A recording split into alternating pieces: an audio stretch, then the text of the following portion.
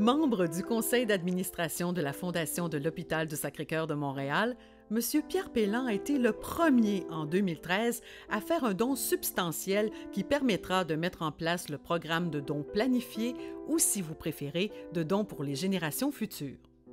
J'ai envisagé de faire un don à la Fondation parce que j'avais une certaine dette de reconnaissance. Mon épouse a eu un mauvais accident d'automobile, à la suite duquel elle aurait pu être quadraplégique. Et c'est grâce aux bons soins de l'Hôpital Sacré-Cœur qu'elle marche encore sans séquelles. Pourquoi le faire via un don planifié? C'est intéressant parce que dans le cadre d'une révision de ma planification, mon conseiller a réalisé que si je donnais une police d'assurance vie qui faisait partie du portefeuille dans lequel il y avait une valeur de rachat, si je donnais cette police d'assurance-là à une fondation de mon choix, l'exemption fiscale qui en découlait pouvait être relativement intéressante en ne diminuant pas substantiellement la valeur du capital de succession.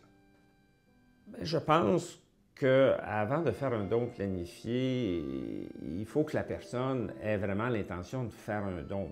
Le don planifié n'est uniquement qu'une forme de don. C'est la forme que le don prend.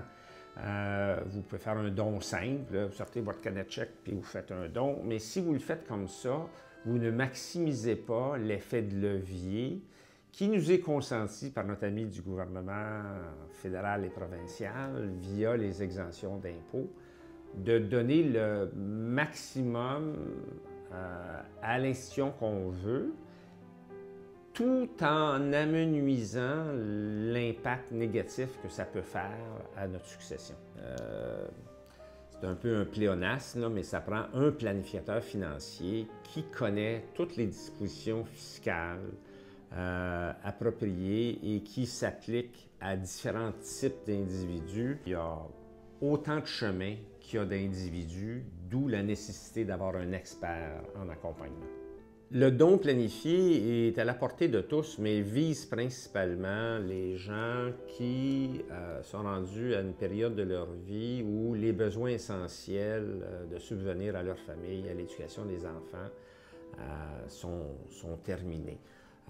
Ils sont plus préoccupés par comment établir et gérer leur succession. Les dons planifiés sont, quant à moi, essentiels pour une fondation comme la nôtre. C'est une garantie de revenus pour le futur, en plus des argents qui sont engrangés dans le cadre des activités régulières de l'année courante. Est-ce que j'avais pensé un jour faire le genre de don que j'ai fait? Je dois vous avouer bien honnêtement que non.